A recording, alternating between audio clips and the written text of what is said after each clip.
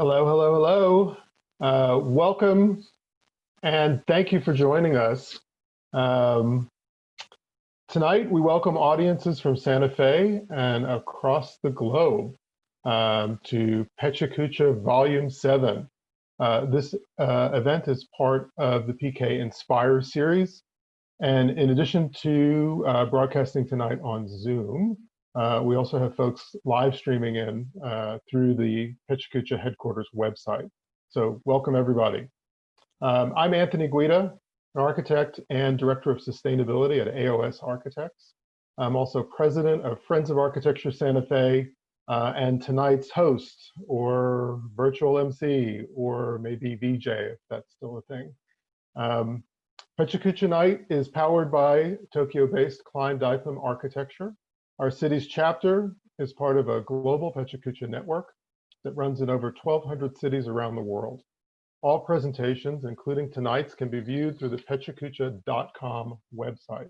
This is being recorded. And we have some really terrific news tonight. We have a special guest, Mark Dytham, architect and co-founder of PechaKucha. He's joining us live from his summer home in the mountains of Japan. Is Mark on right now? I think we'll get him on the screen here in just a minute. Okay, I'll tell you a little bit about Friends of Architecture Santa Fe. Hi, I'm there, Anthony. Hi, Anthony, I'm there. There he is. The host, hey, the host needs to disable my or enable my video. I can't turn my video on myself.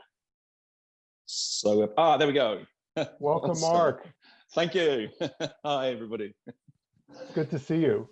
So, good to see you too. This is wonderful. So, as I understand it, we're going to be a little bit of doing co-host tonight. It sounds like it. That's awesome. Okay. Yeah. Good. I'm really so glad that you've joined us. I just drove from Tokyo. I left at 4 o'clock this morning to drive. It's actually down on the coast where we've got a little summer home. So it was a 4-hour drive down here. It's a big holiday in Japan. This is a 4-day weekend. So it's Thursday. So we're actually coming from you in the future because it's Thursday here. Oh, wonderful.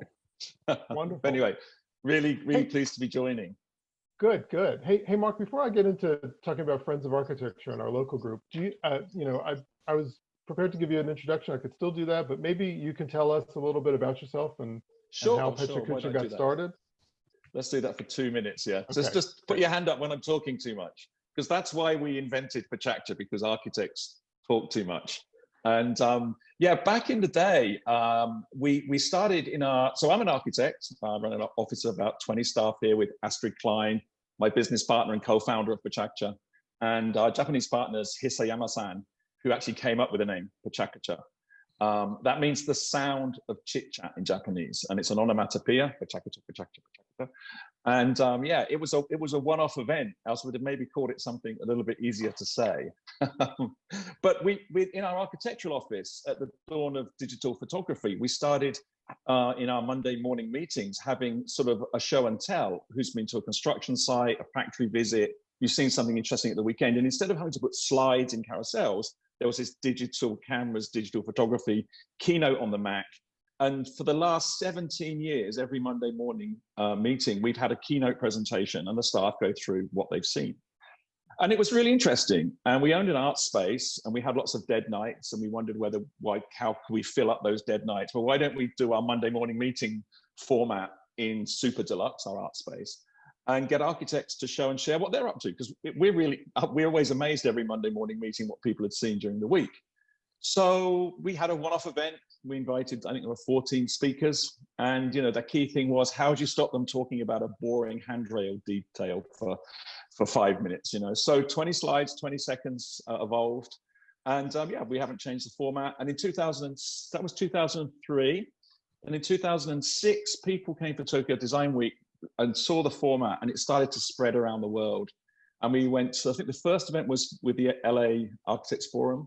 Then it went to Bern in Switzerland, and today it's in an amazing 1,235 cities. And we were having 100 events a month, 120 events a month around the world. We don't charge for the format, that's why it's kind of spread far and wide. But suddenly in the end of March, we went to 0 events on the calendar.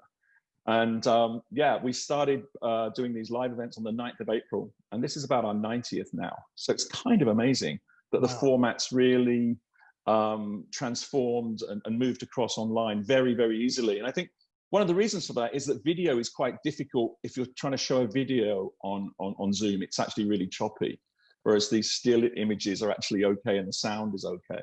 So it's been super successful. And the bizarre thing is, through the pandemic, you see, that's why it's only 20 seconds, 20 seconds, because I talk too much.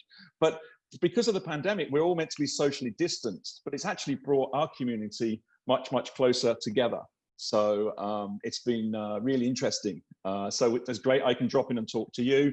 I think I'm going to make a presentation at your next event when I've got a bit more time. Wonderful. And we'd like to welcome your presenters to present in our Tokyo events as well. So it's a new era for PechaKucha. So we have to thank the pandemic for something.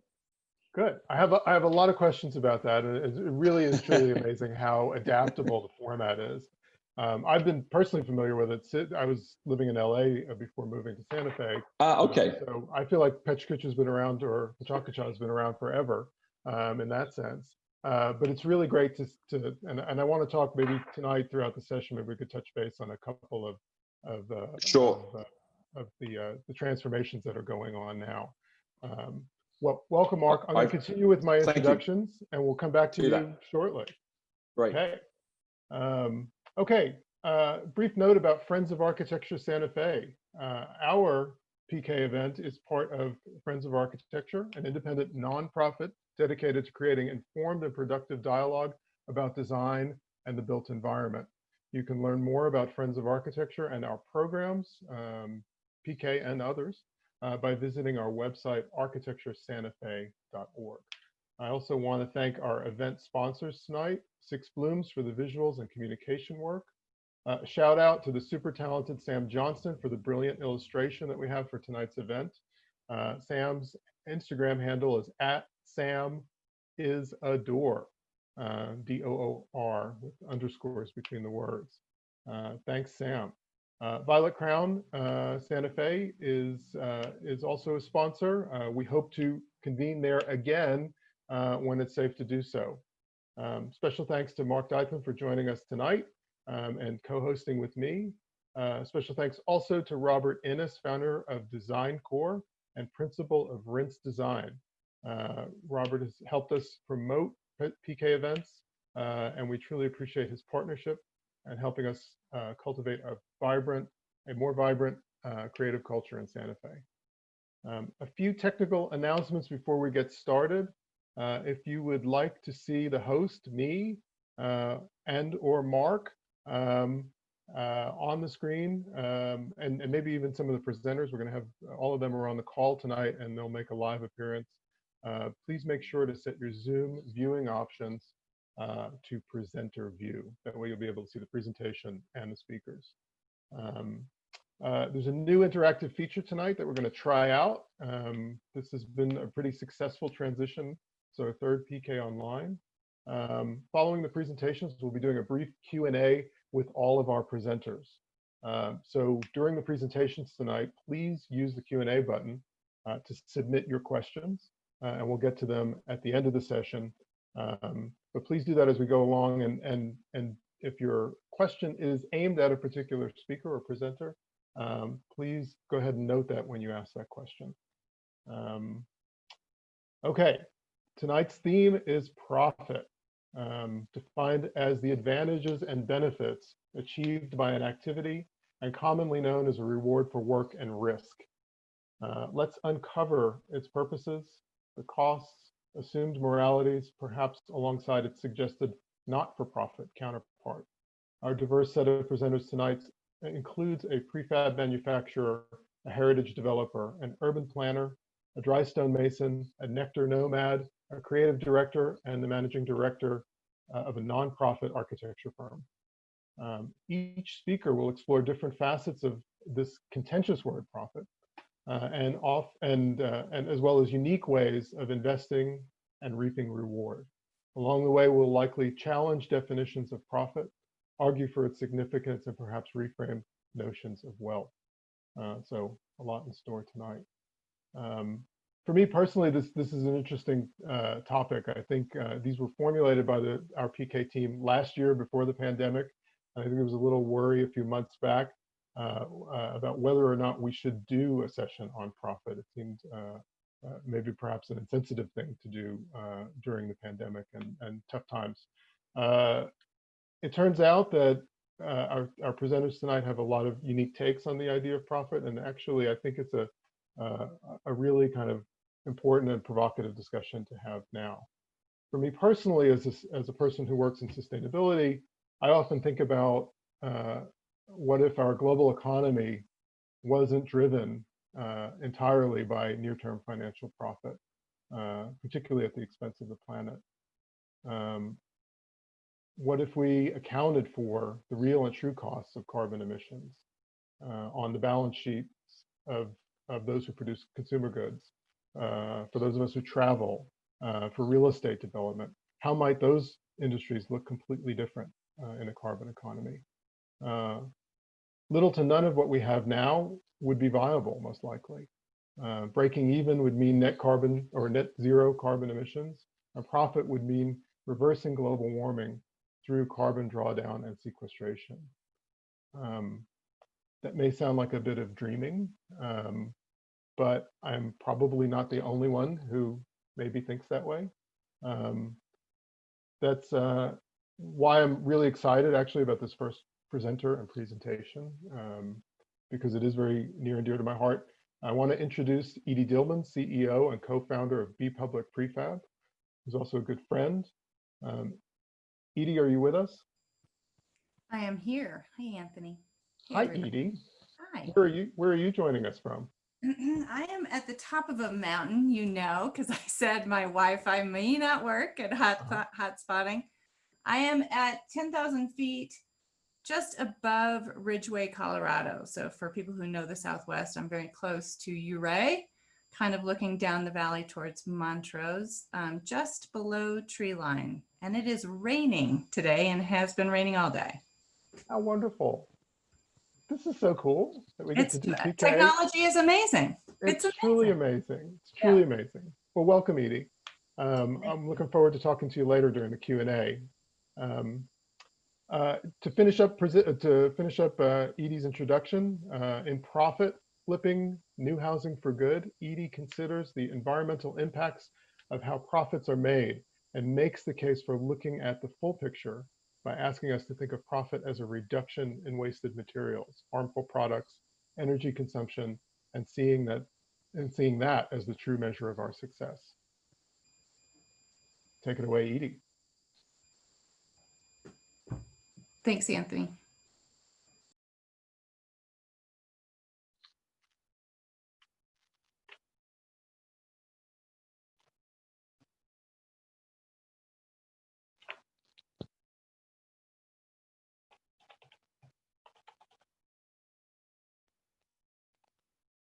Mute?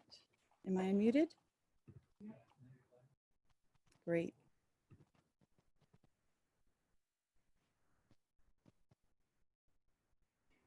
There was this moment for me when there were no more excuses. There was nowhere to hide, and I had to turn my professional life towards the environmental crisis. And I believe that moment was when my teenage daughter looked at me in our kitchen and told me that my generation had screwed up the world and that we parents shouldn't expect her generation to fix things. First of all, it came as a total surprise that I was indeed a grown-up, and that in my growing up, I had totally missed the boat on fixing the world. So very soon after this, I had the very fortunate opportunity to start a business that has a chance to flip how we think about green building in America. And I saw my chance to do something totally gonzo and walk away from the paycheck and accept my daughter's challenge. When I graduated from college, there seemed to be two options. It was go to work and do good things and make very little money at a nonprofit, or sell out and go corporate. Thankfully, today, we are in the midst of a movement and a revolution around social ventures. that companies now can be mission-based with a mandate to do good for the environment and take on social issues as well as turn a profit.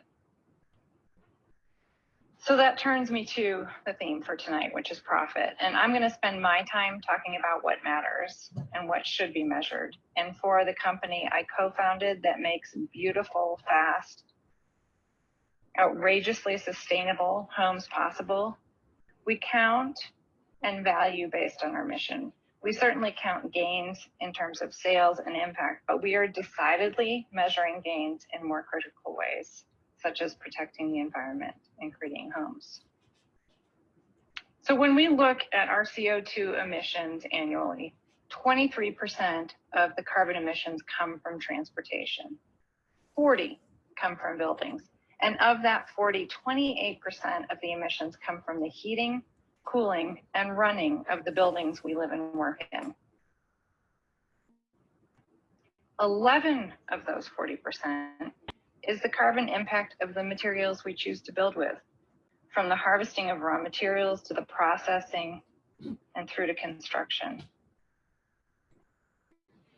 If we continue to build in the US with those high carbon culprits of concrete, steel, and aluminum, while we try to manage and address the deep housing need in the US, we may actually solve some of the housing issues, but the carbon impact and the impact to the environment will be irreversible.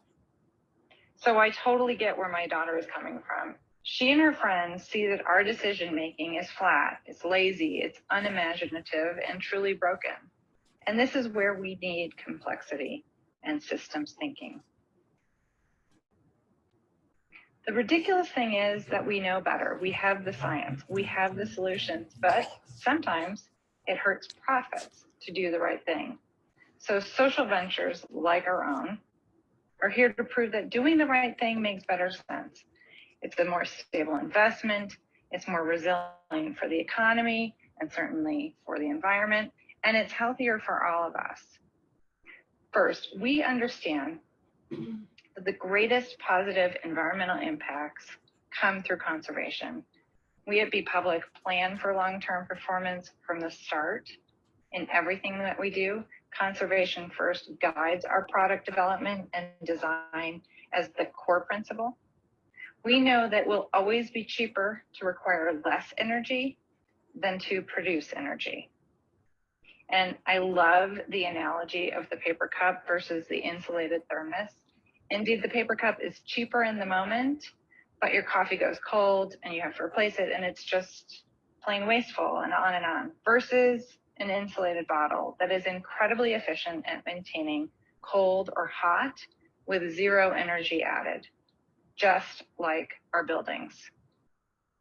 For instance, a high-performance home will only lose a couple of degrees overnight in winter without the heat on.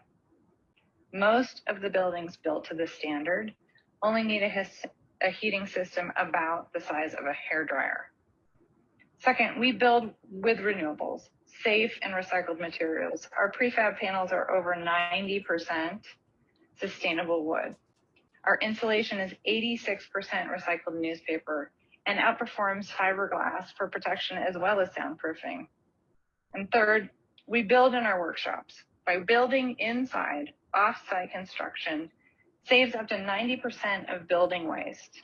Prefab is a measured approach to materials. So let's get rid of those ever-present dumpsters at construction sites and let the materials be considered in the equation of profit. And finally, our buildings simply require 80 to 90% less energy to run. And this conservation does not come as a sacrifice to the occupants. Actually, it's the opposite. These homes are noticeably more comfortable, they're quiet, highly dependable. So in preparation for this talk, I made an informal survey of my friends, family, and colleagues online of what they value today more than profit. And the response was clear. We all care about our health. We care about our families, our homes, our community, and the environment, not to mention our sanity, peace, and wisdom. These are the gains that we seek to support at Be Public. Thank you so much for having me. I am Edie Dillman. I am the CEO and co-founder of Be Public Prefab.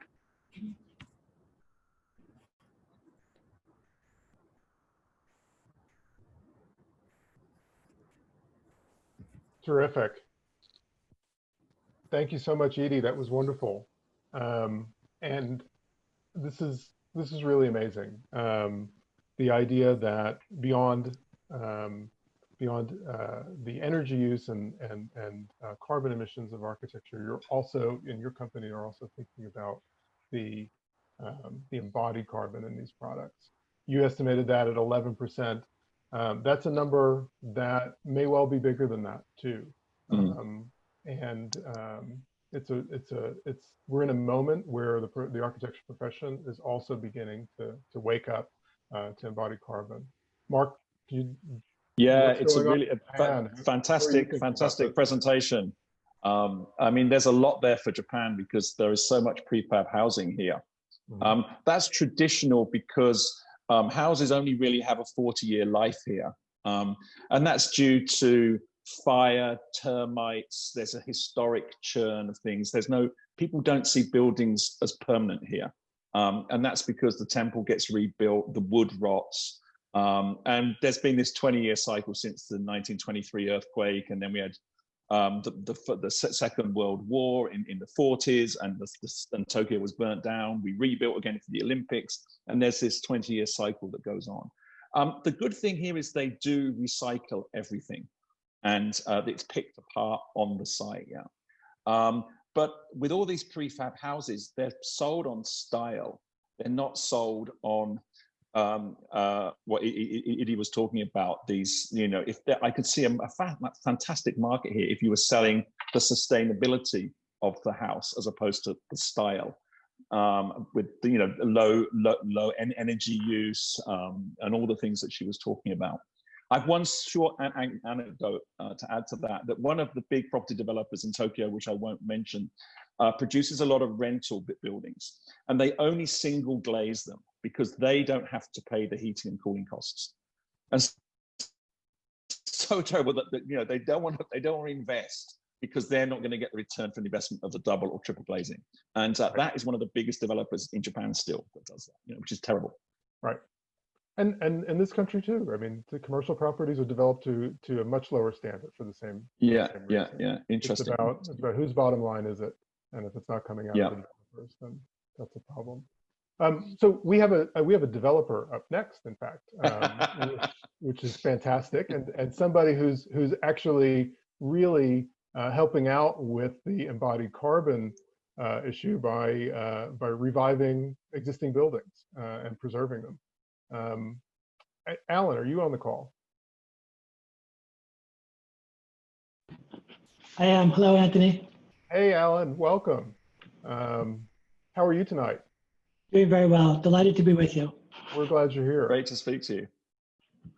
Everyone, Alan Ilfeld is an international peace activist, former mayor of Winslow, Arizona, and a developer. In creating a sense of place by investing in historic buildings, Alan is going to share the process of historic renovation projects for the Plaza, La Castaneda, and legal tender in and around Santa Fe, places we may know. He discusses how they were restored and why, and how they act as economic and cultural catalysts for their communities. Before we get started, Alan, do you want to add anything else? I really appreciate being here with you in this creative community. The most sustainable building, of course, is the building that's already there because of all that embodied carbon. But the challenge is we live in a disposal culture because we can't understand how these buildings could be saved in an economically sustainable way as well. And so that's what we want to address here, because so many of these beautiful buildings are just torn down every day around the country. Wonderful. I know it's hard work, and it's really impressive to see you do it. I'm looking forward to your presentation.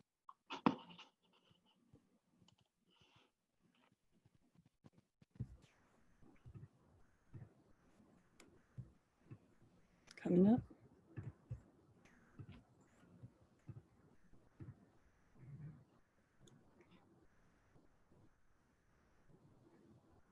In the early 1900s, the railroads were one of the biggest businesses in the United States. The Santa Fe Railway decided they would build a rail line from Chicago to Los Angeles. They also made an agreement with Fred Harvey to build hotels all along that route. The last great railway hotel built in the country was La Posada in Winslow, Arizona, built in 1930, just after the Great Depression started. It was only open for 26 years because by that time, all the old downtowns had been abandoned with the suburbs. So in 1956, they closed the hotel. In 1959, they auctioned off all the furnishings. This was Mary Coulter's masterpiece, and it was widely assumed the building would be torn down. Fortunately, the Santa Fe Railway needed office space. So in the early 60s, they gutted the entire building and converted it to offices, which it was for the next 40 years, Arizona headquarters for the Santa Fe Railway. In the early 1990s, they decided to finally abandon and tear down the building. In 1994, they put it on the disposal list to knock it down. This is what it looked like in 1997 when we acquired the building. Everyone assumed the building would be torn down. It took us a couple years to raise the money, a couple years to negotiate the deal. But by 1998, when we reopened the building, it looked like this. We had to rebuild the structure in phases though, because it's almost 70,000 square feet. So we would just pick a wing or a couple rooms at a time and room by room, restore the building to its grandeur. This is what the transition looked like from the lobby to the West Wing guest rooms in 1997. And this is what the building looked like a year later. This was Mary Coulter's masterpiece, considered one of the most important buildings in the Southwest. This was the only place for which Coulter was able to design everything in the building. The only garden plan that Mary Coulter ever did was for La Posada. She picked all the interiors, did all the decoration. She was not a licensed architect, so her name was not on any of the plans. So we now have restored the entire building. In fact, just last year we built a museum on the property in the old train station. That project cost an estimated $12 million, which is why no one wanted to do such a building in Windsor, Arizona. So it's complicated to restore a historic building, but it can be done and it can be profitable. We actually made about $1.5 million last year on this building and have no debt after 20 years. But it's complicated. You have to know how to use tax credits, how to get grants. So for La Posada, a $12 million project, it only cost us $158,000 to buy the building. For the Plaza and the Castaneda, which we took on in 2014, our first project in New Mexico, we estimated that it would cost about $11 million to do both buildings. We purchased them for about $3 million and then I've spent the last couple of years raising the balance of the money. It took us about 5 years to break even, which we did last year.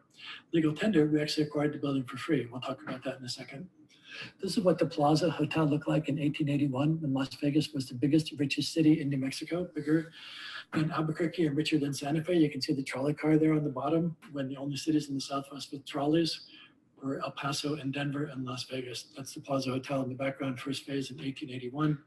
A couple years later, 1882, Charles Ilfeld begins his empire. Charles Ilfeld became the largest mercantile empire in the Southwest, starting in Las Vegas, New Mexico. 1882 with this building, which was tripled in size in 1891. Las Vegas went into a very long decline when the railroad moved their headquarters to Albuquerque. By the time we found out about the building, the Ilfeld building essentially had been abandoned for years, and the Plaza Hotel was still open but struggling. This is what it looked like a year ago after all of it had been restored. In 2014, the Plaza was in receivership. The Ilfeld building, there was almost a $6 million renovation in the early 2000s, but by 2008, of course, with the recession, that put them into bankruptcy. So as at La Posada, we spent a couple of years renovating the building. This is the lobby, or sorry, the bar restored. We had to do all kinds of structural work within those beautiful walnut columns, our steel columns that go all the way down to the foundation, but we used historic materials throughout. In the following year, we acquired the Castaneda Hotel about a mile away across town. This was Fred Harvey's first trackside hotel in the Southwest. It had been abandoned for 70 years, and it was widely assumed that this building would never be restored. Las Vegas, in fact, had fallen off the tourism map. So although it had once been the biggest, richest city in New Mexico, by the early 2000s, it had been in a very long decline. This is what the Castaneda looked like in 2016. The attic failed, the second floor failed. This is on the first floor, so you can imagine what the floors above it and the floor below it looked like. So it was assumed this building would never be restored. We acquired it in 2014, spent the next couple of years raising money, and then the next couple of years restoring it. When we reopened it in 2019, it became a pretty major news story, from the Los Angeles Times to the New York Times to even CBS Sunday Morning came out and talked about the renaissance of Las Vegas.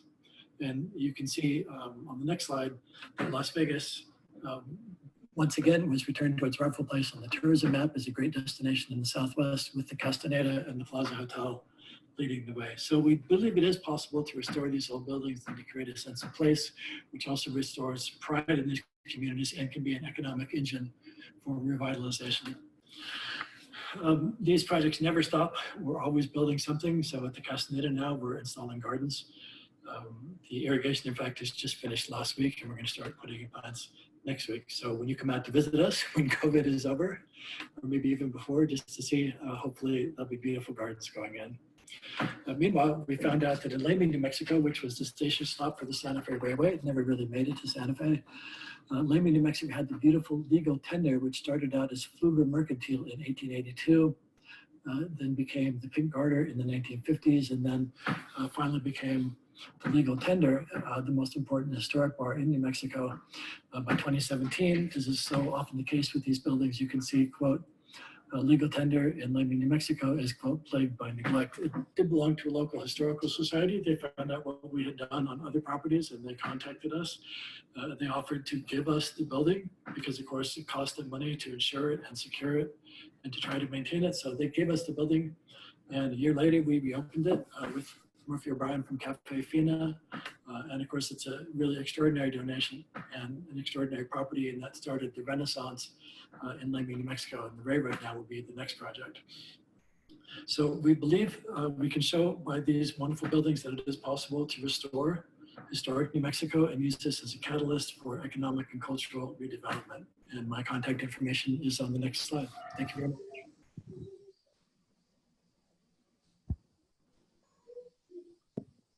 Brilliant. Wow, thank you so much. What a great presentation.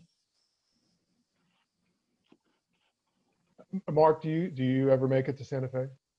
No, but I'm going to. That's going to be once they let us out of here, or once they let us return is going to be the issue. No, really, really wonderful, wonderful things. Are you on the call, Alan, or are we going to chat later? I am. Yeah, you can come, but you have to stay for 14 days. Yeah, exactly, and 14 days when I go back.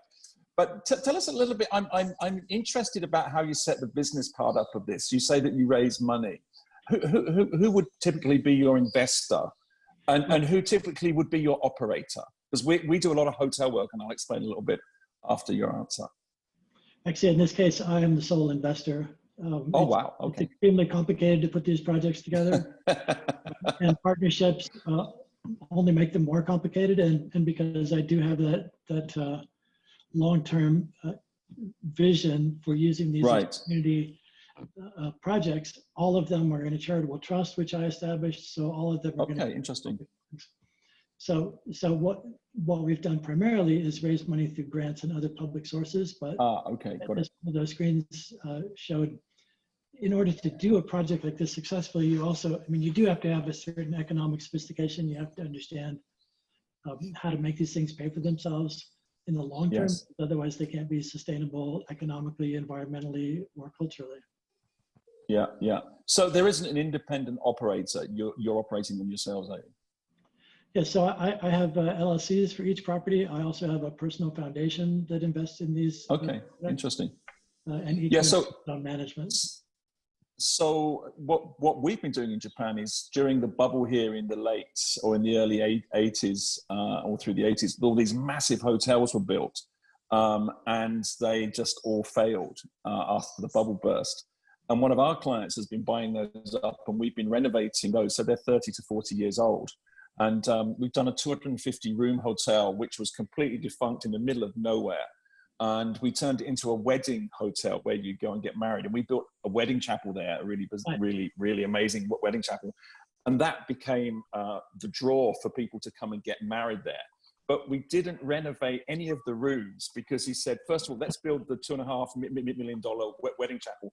People will come, they'll drop their suitcases and change in their rooms, go to the wedding, get really drunk, go back to their rooms, and they won't look at the rooms. So we don't have to do the rooms until, and so it's been a 10-year rolling plan to get this 250 room hotel renovated, which is much better than either knocking it down Yes. and not using it at all. So again, there's that carbon issue there too. But it's really fascinating, and congratulations. And I'm dying to come to Santa Fe to stay in some of those hotels. Mark, these are some of the crown jewels of New Mexico. Amazing, buildings yeah. that Alan's taking on, they're really incredible Yeah, places. incredible, fantastic. Thank you. We're going to transition now to our next speaker, Daniel Schwab. Mark, I don't know if you have the script in front of us, and maybe are you? No, I don't. Okay. I was going to see if you were interested in introducing the next guest, but I'll surely. If someone wants to send it to me, or maybe it was sent, I don't know. I'm running this on my phone, and I'm on my iPad here, so it's all a little bit over the place. It's working really well. You're doing a great job. You're doing a fantastic job. Terrific. Well, so up next, I'd like to introduce Daniel Schwab. Daniel has been a classical clarinetist, a former Zen monk, and is now a historic preservation planner with the city of Santa Fe. In his presentation, Profit and Placemaking, Daniel will look at the idea of profit in urban placemaking in capitalist and communist post-war Germany. Daniel, are you on to say hi? Yes, hello. Yes. Hi, Daniel. Terrific. Welcome, Daniel. Hi, yeah. Thanks for having me. We're really thrilled that you're here. Are you joining us from Santa Fe? Yes, I'm here in Santa Fe. Okay, wonderful. Let's get you going, and we're really looking forward to talking to you during the Q&A. Thanks.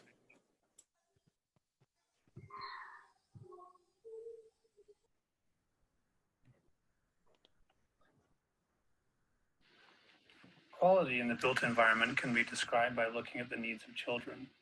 Let's read the story of the little girl Sophie, who gets into a fight with her sister and becomes angry. She is a volcano ready to explode. Intuitively, she runs out of the house. She runs and runs and runs until she can't run anymore.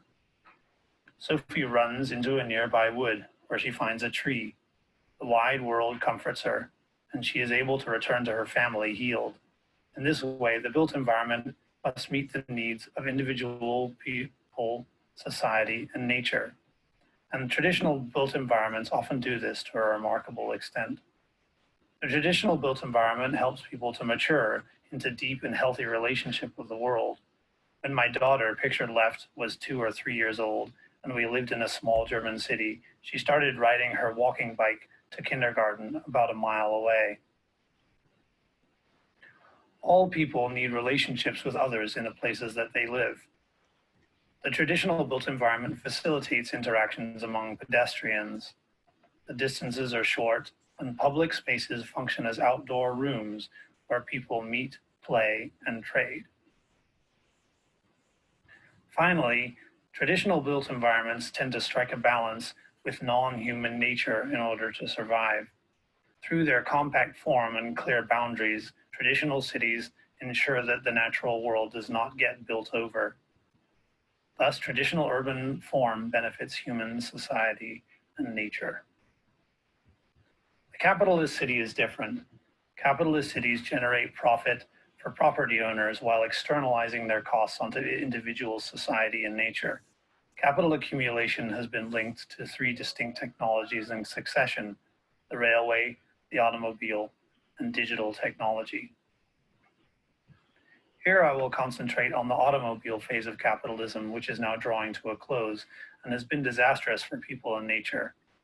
During this phase, profit generation using the automobile was facilitated by encouraging a social fixation on cars. Beyond this, profits were guaranteed by designing cities that forced car dependence while inflating automobile space from 20 to 60% of the urban fabric, making walking all but impossible for meeting daily needs.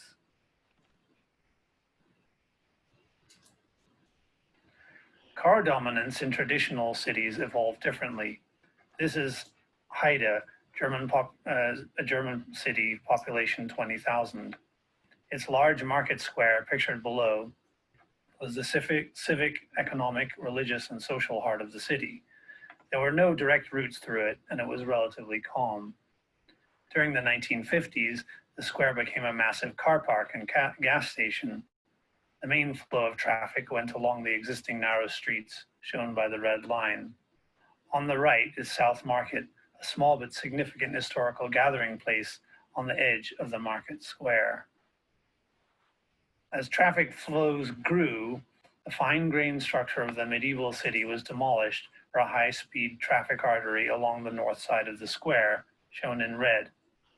The south side was pedestrianized for shopping, shown in green, which included South Market, pictured at right. This is what the great bulk of the market square looks like today. The peaceful quality of the square is entirely lost. 90% of the time, it functions as a parking lot, though with the transition to a digital economy, it is increasingly used for entertainment and media events. In communist Germany, there was no incentive to destroy the inner city to benefit private automobile interests. This is Greifswald. It also has a market square depicted around 1900. It is characterized by a compact, walkable form and clearly defined edges. In communist Germany, new modern districts were built on the periphery. Housing was mass-produced using cheap modular slab construction. They contained all the latest technologies, such as heating and indoor running water. Tenants relied on separating green areas between the blocks to grow food, as there were constant shortages. Meanwhile, the inner cities were gradually abandoned. Residents were evicted to the periphery. The abandoned buildings were pillaged for wood and other materials. The inset picture on the left shows the market square in 1990. The buildings were in ruin, but the overall structure was intact. Directly above it, you see the same buildings today. When the communist period ended, the inner city and the pedestrian-oriented fabric were restored. What are the takeaways for city building here in Santa Fe? First of all, capitalism strongly influences urban form. The car city is a kind of profit-making machine in an automobile economy. Multimodality is one way to counteract its damage to humans and nature. Public land ownership is key. Pictured here in blue are the public spaces in the city of Weimar, all within a 5-minute walk. Attractive public spaces must form a dense network in which the automobile is clearly secondary to the pedestrian. A single public space is as good as none. Germany can guide urban development through its strong social government. Funding for urban regeneration projects is split equally between the national, state, and city levels of government and amounts to billions of euros per year. It is not left to private interests. The new phase of capitalism is digital. Airbnb, Zillow, and Uber, among others, are the new digital means to generating profit in cities. How and onto whom these costs are externalized are not well understood and even less well regulated.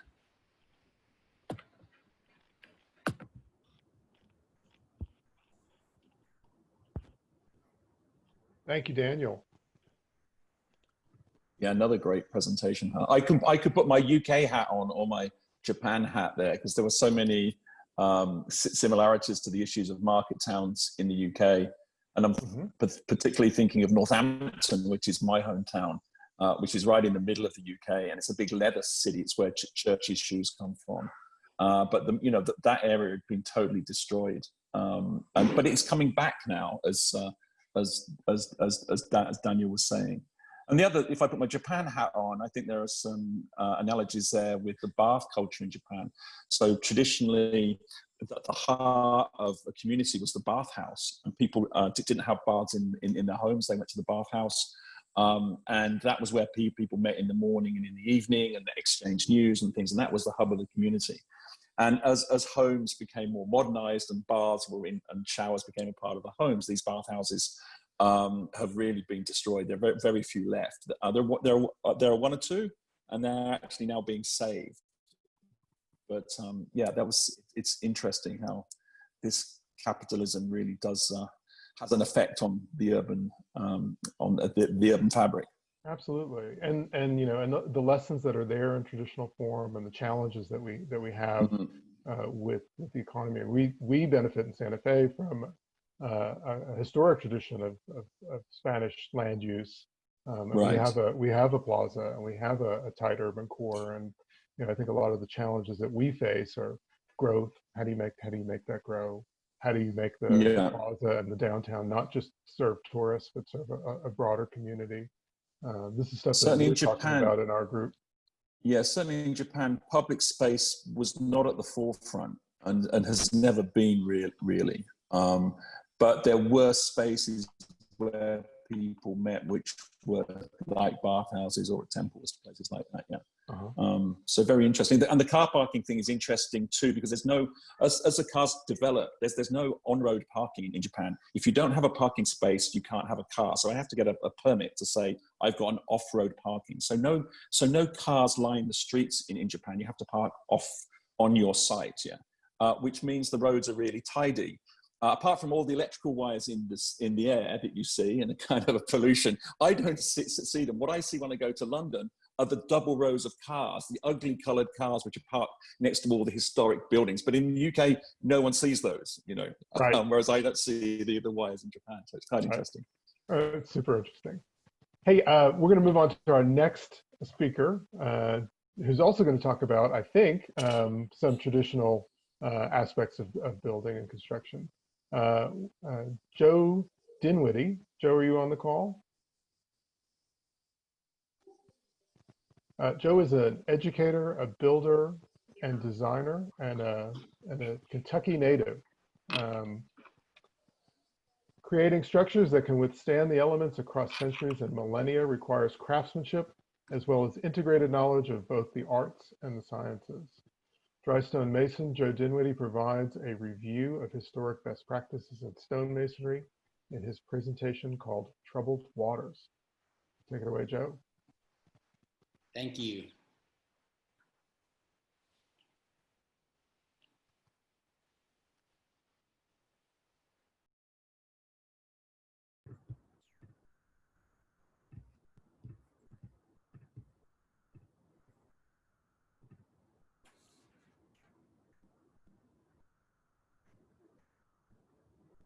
Frederick Law Olmsted designed this drystone retaining wall in 1891 for Louisville, Kentucky's Cherokee Park, where I grew up. It collapsed in 1995. It supports a road, a spring, and is on a creek which floods. At right is Richard Tufnell with the Drystone Walling Association of Great Britain, hired by the parks to rebuild the wall. Drystone structures in Kentucky and elsewhere reflect the European styles of stonemasonry that immigrant stonemasons knew.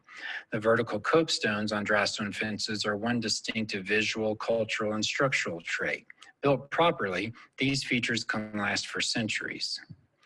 Richard Tufnell worked in over 40 countries before arriving in Kentucky. He observed best-known practices and the traits of stonework that caused failure. He led municipal, commercial, and residential projects, establishing practices, testing, and certifications based on drystone walling documented methods. Many World Heritage Sites are stone structures built by human stonemasons, not ancient aliens. They reflect common building methods and astronomical alignments, regardless of stone or soil types. These methods enable the sites to educate and inspire for millennia. The bridge on the left is the oldest in the U.S., built near Philadelphia in 1697. On right is a 2007 bridge near Lexington, Kentucky. It was restored by certified drystone masons, the Army Corps of Engineers, Kentucky Department of Transportation, architects, landscape architects, and others. On left is a boulder wall reconstructed in 2007 next to the Kentucky Bridge. It has staggered tight joinery, level coursing, and woven wall ends.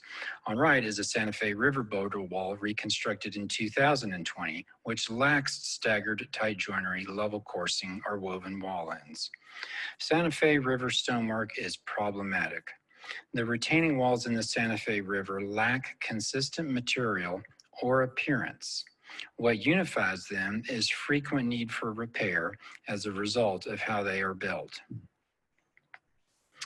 This 2010 engineered drawing of the Santa Fe River boulder walls has a face view elevation that specified staggered boulder joinery.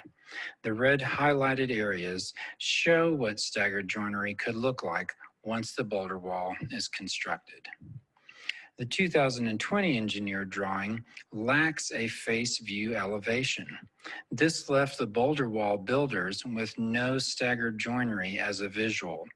The result was running joints, unwoven wall ends, outsloping tops, loose joinery, and other serious structural problems. Durable stone retaining walls require 16 greatest rock hits. Evident in World Heritage sites, they're specified in the literature, videos, testing, and certification for drystone walling associations in numerous countries. The local building code 602.3 states, boulders should be placed in running bond pattern to the extent possible. This leeway costs millions in reconstructions and damages the river's ecosystems. The code states that rock placement is a trial and error process, concluding rock structure work will be determined solely by the engineer. This 1577 Cuban fort is the oldest stone fort built by Europeans in the Americas. It was built to literally be bomb-proof. It looks different than stonework in the Santa Fe River.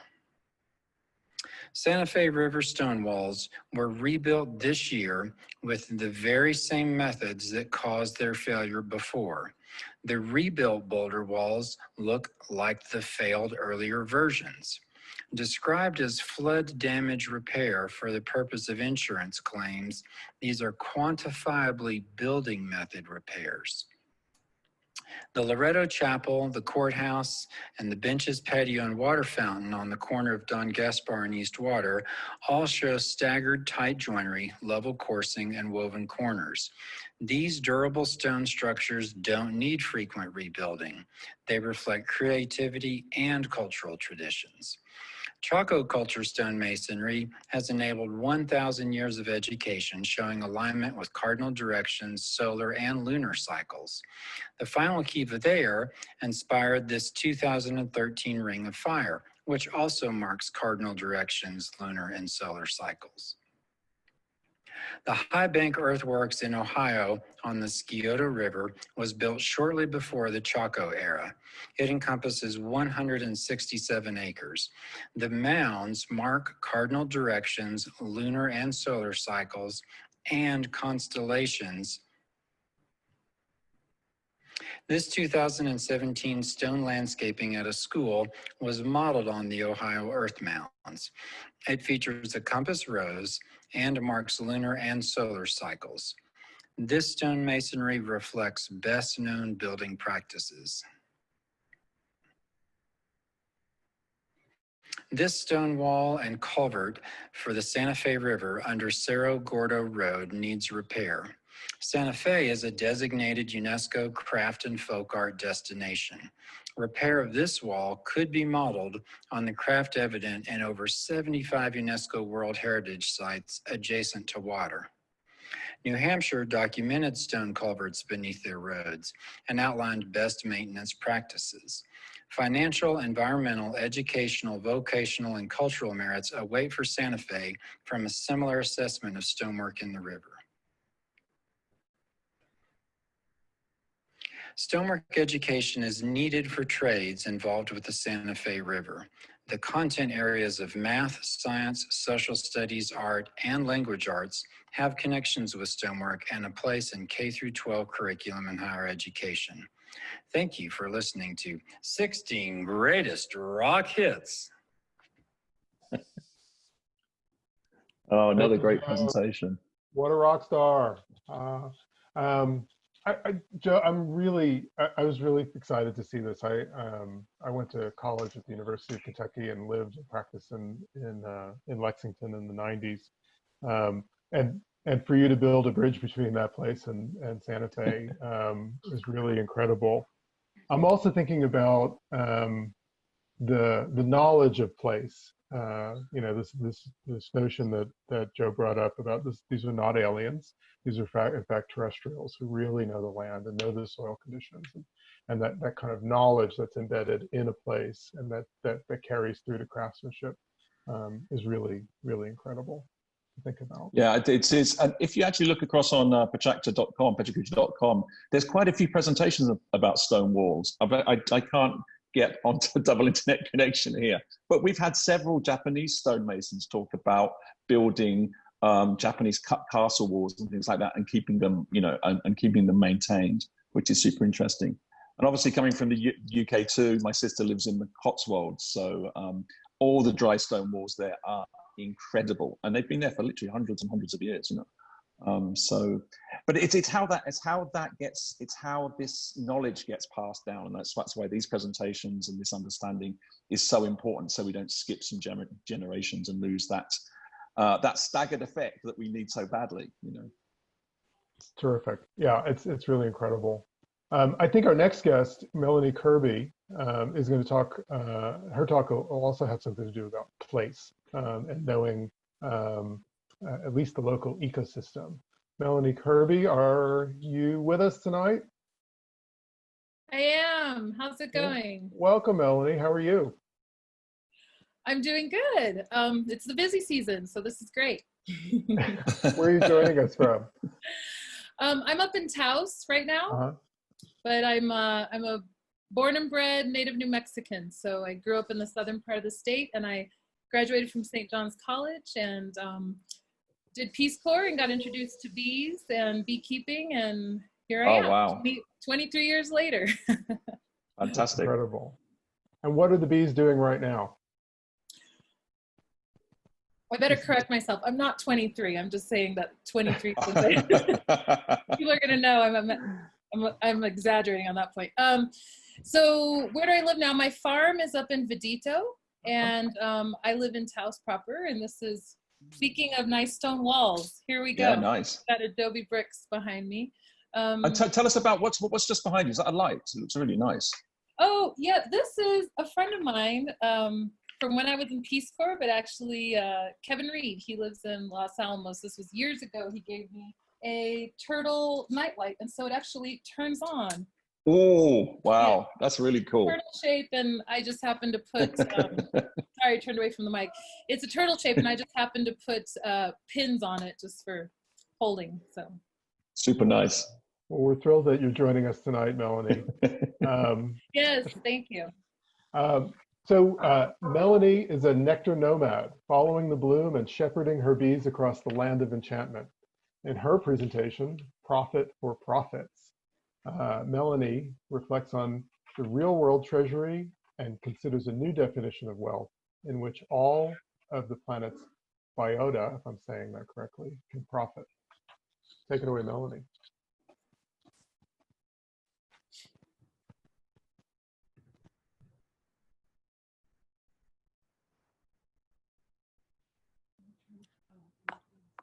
The hum of the bees, the rush of the Rio.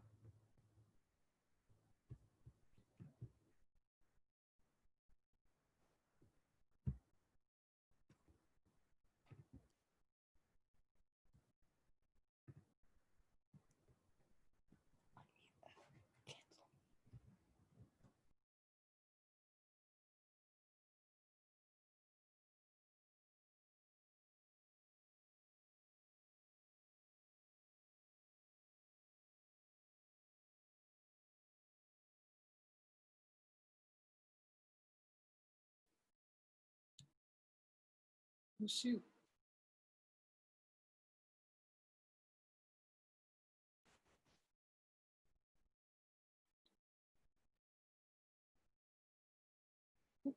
So we might be having a few technical difficulties. I apologize. Are we maybe started? Are we okay? I clicked stop video, but on my end, so I hope I didn't screw it up. But I know Daisy has it, so. Okay. I think you're okay. I got a note from Daisy. I think they'll be up and running in just a minute or two. Okay, so, I'm just getting some information here. Okay, Yeah, someone says email. Okay, no, it's cool. Well, I'm interested to see this again. Across on PechaKucha.com, we have lots of beekeeping presentations too. In fact, we're going to start a beekeeping channel. I think we've got so many beekeepers from around the world, so you should really check that out. Just put bees in or something, and I think there's 10 or 15 presentations just on beekeeping we've collected over the years. You know, so it's quite fascinating, this archive that we're building. We have about 16,000 presentations now made at official PechaKucha nights around the world, which is quite incredible. So Mark, in Los Angeles, I remember there being a super rich PK culture. There was one that was all women architects that was able to meet, you know, every 2 months in a bar. Right. And you know, have a great session. What, you know, can maybe you can share with us, like, I mean, this is such a giant success. This is in so many places, and you know, it's so multidisciplinary as a platform. You know, what are the most specialized ones that you're aware of, or most unique? Well, I mean, it's really different. So they're all like our children. It's very difficult to say, but it's interesting how it's permeated all sorts of not just creative cultures, but there are some legal events, and there's a dentistry PechaKucha.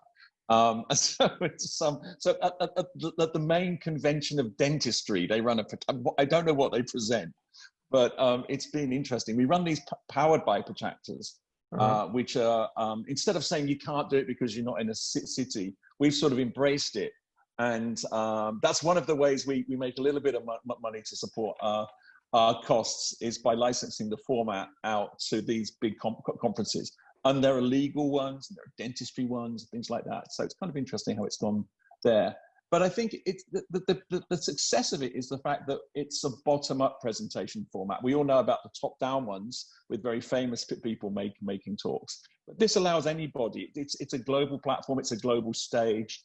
And whether you've got a skateboard collection, or just like my mother presented when she was 70, and she decorates the local church every Sunday and makes wedding cakes. So she did 10 about her decorations, her floral decorations of the church, and 10 about her wedding cakes that she's made. And she just shot them with normal print film. And I just grabbed my iPhone and snapped.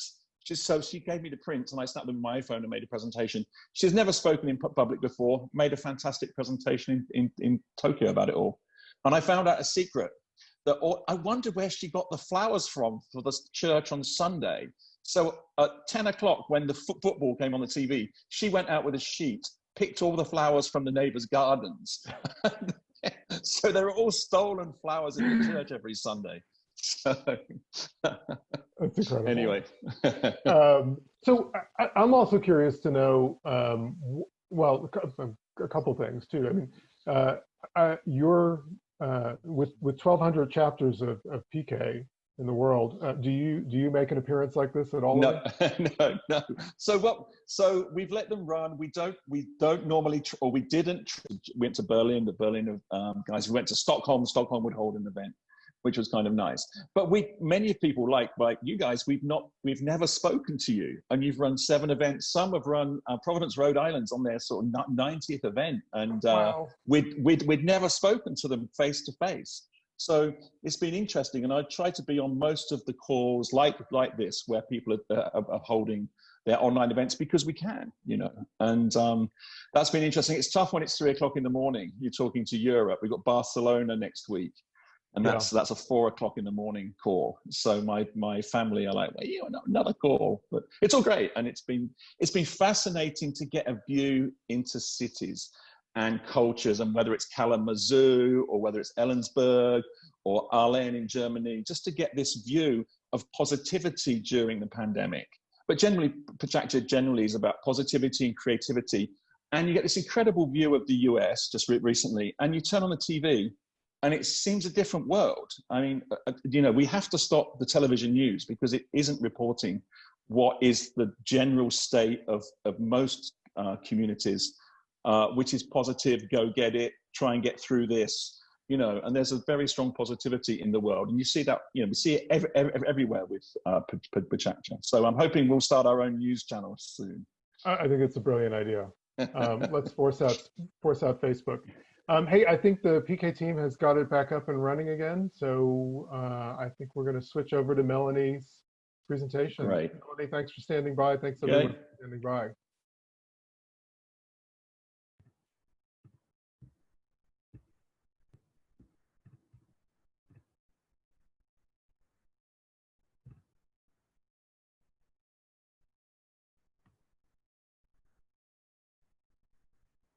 The hum of the bees, the rush of the Rio, the breeze tickling through the willows, the hummingbird zipping to and fro, the smell of wet earth, wet sage, wet creosote, from monsoon thunderheads building bulbous tall as billowing skyscrapers made from our wicking forests.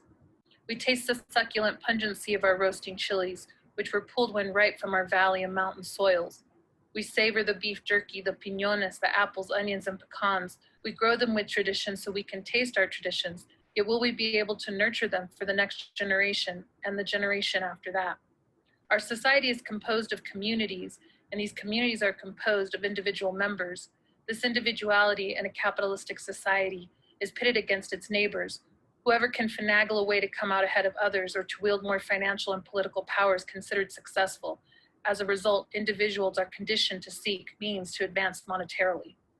They seek capital, forging ahead, cutting and draining through the only physical capital that was initially observed, which is the land itself, and what can be harvested from it, the oceans and rivers that swirl around and through our continents, and the fish that swim through its waters, and from the layers of air enveloping us and the birds and machines that soar through them. The ecosystem sustaining these wild communities does not exist outside of a network of relationships. The relationship between abiotic forces or non-living forces and biotic interactions, which are defined as those between living organisms, has taken millions and millions of years to manifest. The more we learn about the interconnectedness between all these relationships and interactions, the more apparent it becomes that one relies on the other, and that its rich complexity is what allows for such dynamic wealth of resources. Natural resources have long been erroneously assumed to be limitless and therefore exploitable, yet they serve as the backdrop of our landscapes, the backbone of our planet's ecosystem services, and the beloved of biodiversity. Without these resources, we will perish, and without transforming our greed for them, we and they shall vanish. What, from the microbes that live in the water and soil to the various life forms that bond with them, our species' ability to survive and thrive depends on natural resources. To better understand these resources, we must travel to the source of life, water, and starlight. We do not live in a vacuum. Our planetary orbit is guided by the massive star we call El Sol, whose rays affect the leaves and petals over 100 million miles away. Our planet is influenced by another celestial body, La Luna, which beckons our tides and cycles. And then from within, our planet's magma surges up and erupts out to create our land, which was once fiery and caustic. As the tectonic plates shifted and the mountains rose up, towering over the valleys, and the continental divide has created our land of enchantments, deserts to tundra. Life forms adapted, and speciation was allowed to create specialists and microclimates. Preys, predators, herbivores, carnivores, and omnivores. From the fungus to the ferns to the furs and the flowers, flora flourished, and with it came insects, ancient aliens whose roles leave impressions of needed cycles and services, albeit some deemed pesky. The wild food web expands, and we now have cultivated our lands to grow foods and developed areas for entertainment and recreation. We've assumed that all these spaces are up for grab and that they are limitless, to be utilized for whatever goal through whatever means. We have drifted away from our understanding of the connections uniting all life on this planet. We have drifted away from marveling and the magnitude and the majesty of our surroundings. We have dampened our reverence for what has given us life and emotion. The sheer magnitude of what has been made available to us to survive and thrive has become a commodity, as the lust for monetary gain has clouded many a visage. Individuals became detached from their broader biotic communities, yet thriving off of them. This detachment has created a fissure of withdrawal from the natural world, and a sense of entitlement and domination has taken over commerce. The exchange of precious metals taken from the earth for the use of paper money taken from the trees in order to purchase fuel taken from the sea and deserts, in order to expand and reap more that Mother Earth has manifested over her lifetime, has come at a great cost to our health, our sanity, and our ability to endure. Our planet's assets in truth are priceless. As one who works predominantly with fuzzy and buzzy insects, I bear witness to these prophetesses' preamble and gamble. I am grateful that the bees have exposed me to the broader relationships between landscapes and habitat and the nutrition it offers, yielding biodiversity. The bees have taught me that where their behavior is a direct reflection of their environment and that their DNA is nurtured and tortured, challenged, and plastic. They've had to adapt because where there is a will, there is a way, and where there is fear, there is reverence. They must stay the course, rain or shine, wind or fire, as their livelihood and legacy is eviscerated, confiscated, and ultimately desecrated by our actions. Can we put a price on these prophetesses? What profit constitutes their sacrifice when they are left to only forage on monoculture crops in food desert regions, when we are poisoning the soil and the water and trying to rely on toxic chemical warfare, which brings profit to a few and illness to the many? The interspecies connection is what gives rise to our commonwealth. In a sense, we are all wealthy beyond our wildest dreams, yet we don't even recognize the true value and sanctity endowed upon us as caretakers of creation, with the power to nurture or torture, and to conserve or destroy biodiversity and ecosystem services, which provide us with sustenance, home, and hearth. But what if we were able to pause, to reflect, and to rebuild and regenerate our path, allow it to change our perspective on wealth? Can we change our salacious path of greed to grow in such a way that we begin to value the whole and not just butcher it into what we assume are replaceable and limitless parts?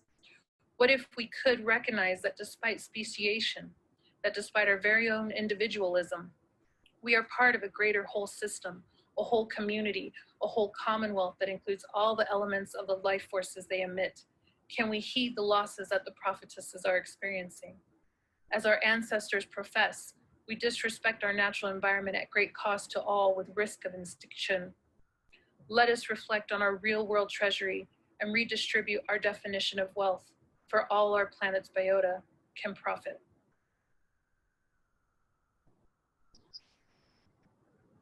Wow, what a powerful presentation. So beautiful. Thank you so much. So well said. Listening to it now, it sounds like so fast. A lot of words. No, but I think what's interesting is you talk about that. We've been talking about this a lot about pausing and how does the world pause. Well, obviously, the pandemic now, COVID-19, has really caused that. Yeah, and I was thinking about that, the influence of COVID on the world and us all slowing down, thinking about things more. Profits being. If you'd have said you're going to close the world down for 6 months and we're going to stop all, people would think you're crazy, huh? And it would be impossible, but it is possible.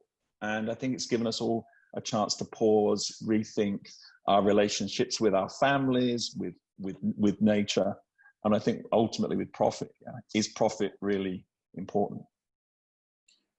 Well, and I'd have to say, you know, when I was approached to share something for this, which thank you to Annette, who I've known for many years. I said, profit. I said, beekeeping, farming. I said, well, I don't make any money, so I don't know if I could talk about that. And I said, but I do value, you know, profit in a different way. I define it in a different way. And, sure. And it's interesting because it's something that I'm not the only one who sees it this way. There's ancient cultures that have seen it this way. I mean, I've been brought up with that. And then there's various cultures around the world that have these differing views, but yet somehow the airplay goes to the ones wielding the mic at the time, you know. And as you said, you know, just earlier, when we're looking at the news and we're hearing all of that, you know, we don't hear about the everyday and how there's actually a lot of positivity out there. And there's actually a lot of, you know, just real world living and communication. And so it's interesting we all have that sort of foot in each world, right? They often say, you know, you look out your window, it's a gorgeous day, and you turn on the news and it's like, you know. Exactly. I think we just got to stop turning it on. Yeah, and Melanie, your talk gives us so much to think about in terms of those natural connections, right? I think our pause is really powerful. But you know, if we're truly going to come back from this pandemic and learn lessons in a terrific way, it's this kind of thinking that'll really get us to tune in.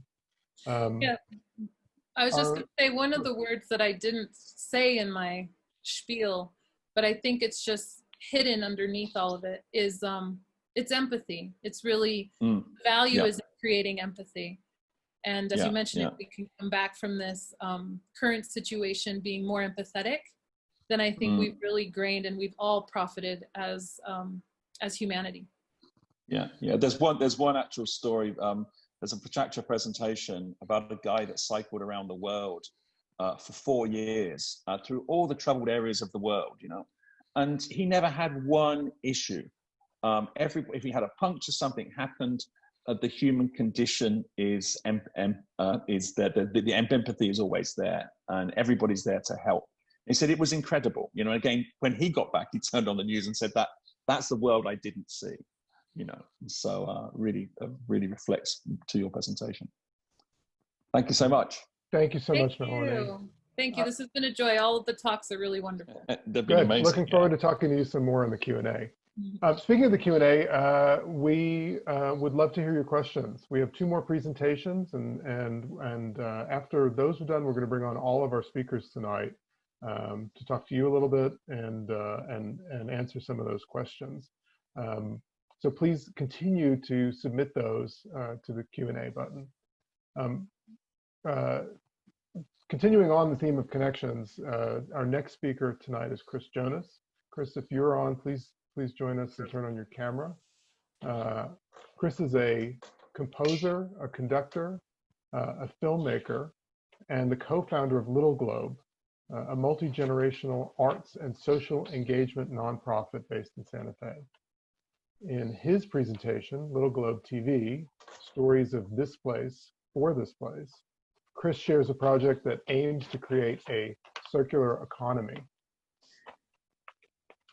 Are we ready for Chris's presentation? And I just want to say I'm so grateful. Hi, Chris. Hi, everybody. Anthony and Mark, thank you for hosting this. And what a beautiful thing to be following Melanie's presentation. I do believe so much in the power of relationships and connections and empathy. Yep. A lot of what we're up to here. And what a wonderful thing to be talking about this in the context of design and thinking about urban planning and bees. And so I'm very grateful to be part of all of this. So thank you for including me. Good. We're thrilled you're here. Thanks for doing this.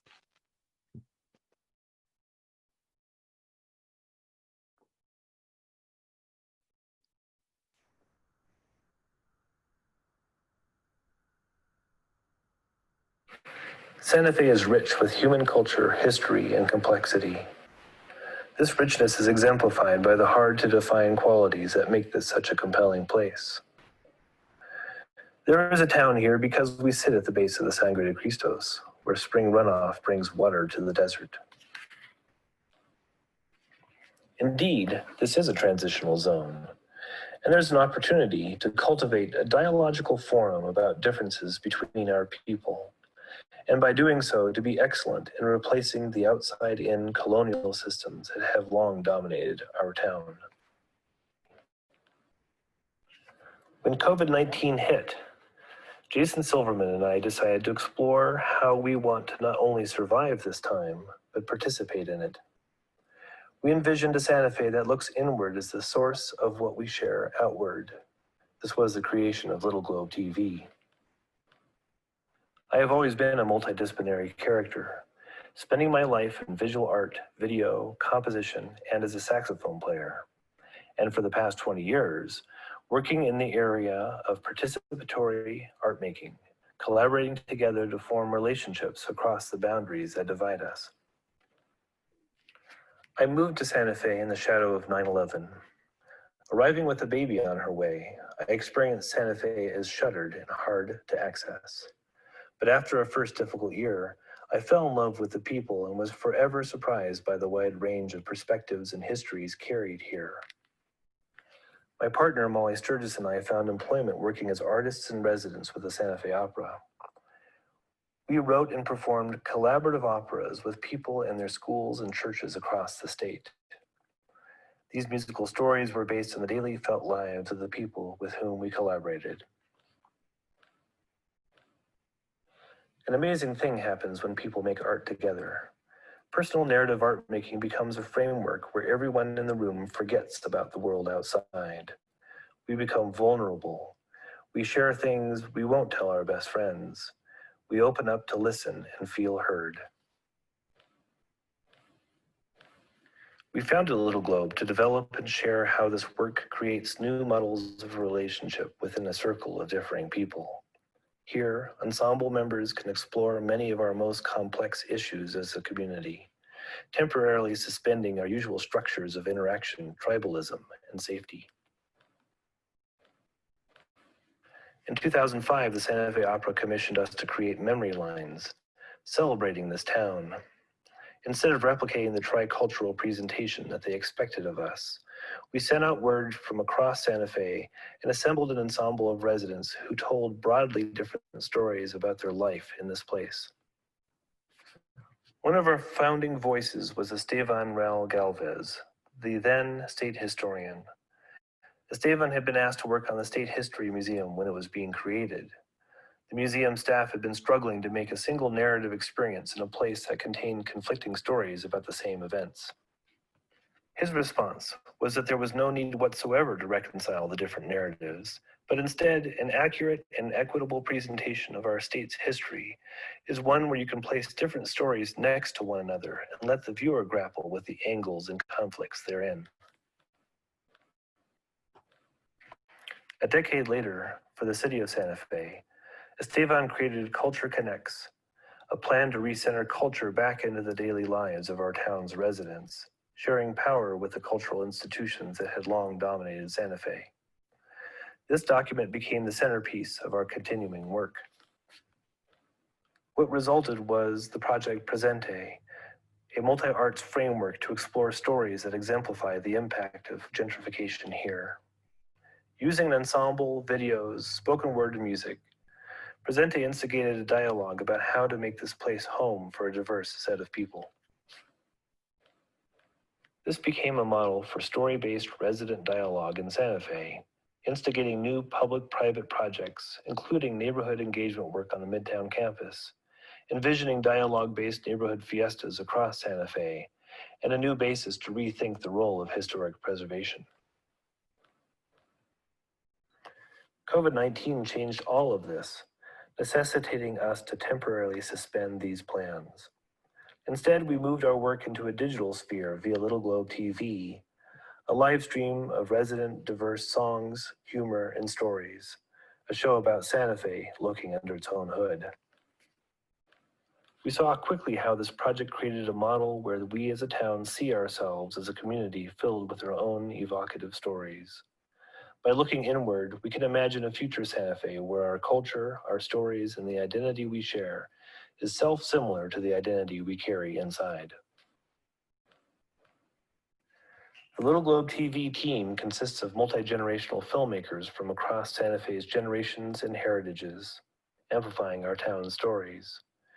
We have so far produced 4 45-minute segments, drawing 4,000 largely local audience members per episode. Through all of this, I imagine a new kind of economy sourced on the vibrancy contained within our homes. Rather than creating enticements for visitors based on simplified cultural offerings of the past, instead we become a venue to debate and celebrate the diverse community that we are as a town. A circular economy is a systemic approach to economic development designed to benefit businesses, society, and the environment. A circular economy is regenerative by design and aims to gradually decouple growth from the consumption of finite resources. Here, we decolonize the sphere of profit. What we make, we keep. This merges the now 2 Santa Fe's into one, fostering pride for who we are already and spreading the resulting benefits more broadly and equitably across the neighborhoods of this place.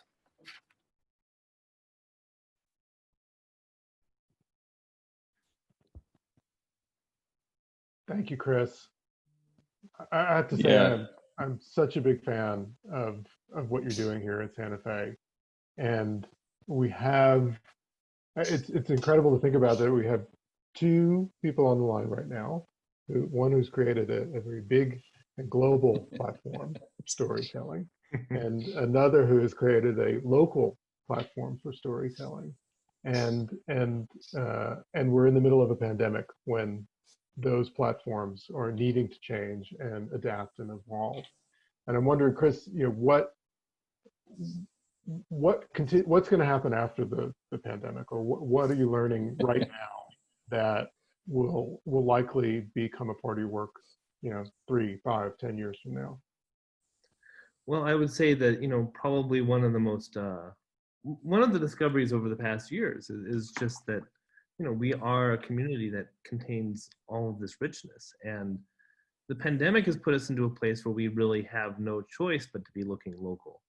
And the solutions to the environmental crisis, to our historic trauma, to the conversations about monuments, a conversation about how we hold our history into a current frame, those are all questions that have to be answered locally. And they have to be done so through the capability of holding a conversation of difference. That we don't have to have agreements, we just have to have a framework by which we can hold and hear and see one another in the midst of that. And so my hope is that COVID has actually been an opportunity for us to look inward, and that our economy will hopefully begin to slowly be able to replace the capitalist top-down economy with one in which we are building in and from our own communities.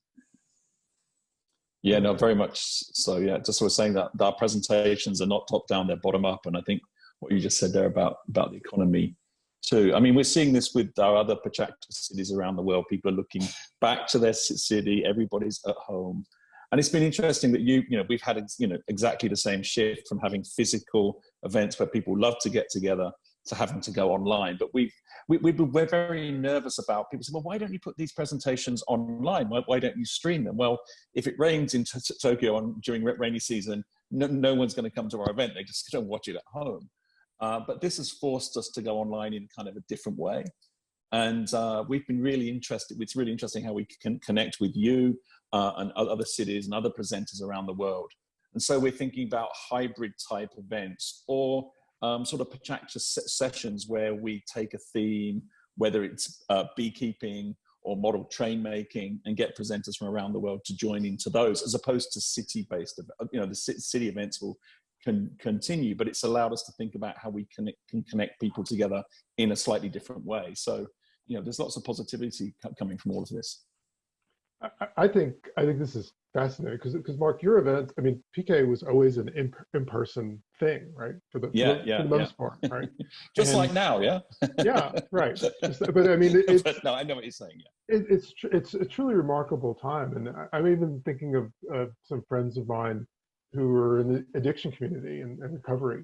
That 12-step programs have always been based on a kind of place-based, right? In-person interaction, and have never really until now gone online. And I'm hearing about these amazing opportunities to join a group in Sydney or join a group in New York and develop these communities that way. And it's just remarkable what's going on now.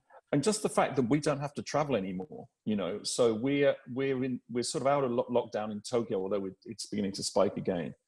But I'm not able to drive anywhere. I'm certainly not flying anywhere. I was always in a perpetual state of double jet lag, compound jet lag. If I fly to Europe and then I go to the US, I was always just tired. I'd fly twice a month, and I was just completely exhausted. I've forgotten about that, or I didn't realize that. And now I'm much more sort of awake, as it were. But no, that was a lovely presentation, and congratulations on all the stuff you do within the community. It's super important. Thank you so much. Thanks so much, Chris. Okay, I'm going to introduce our last presenter now, Matt Smith of Mass Design Group, who is not an architect. Matt, are you on the call? Yeah, hi Anthony, how are you? Hey Matt, thanks for joining us tonight. Hey Mark, nice to meet you. Yeah, thank you for the opportunity. It's been an awesome evening so far, and looking forward to the Q&A session. Cool. I think we're all excited to learn more about you and more about mass design and this very notion of a nonprofit design practice. In Decoupling Profit, Purpose, and Value, Matt explores profit's conceptual underpinnings, how profit can perpetuate perverse incentives in architecture, and how hybrid organizational structures and impact-based design practice can create value without privileging profit. Take it away, Matt.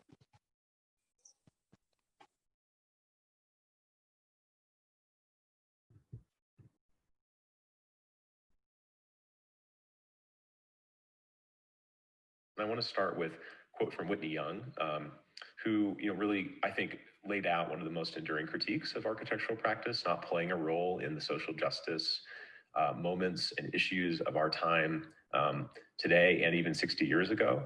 And I don't think this is actually entirely architects' fault. I think that they've been working out of for-profit models that have been influenced by people like Milton Friedman, that privilege profit as the kind of core social responsibility of business, and then actually argue against supererogatory acts of businesses to do other sort of social change in expense of profit.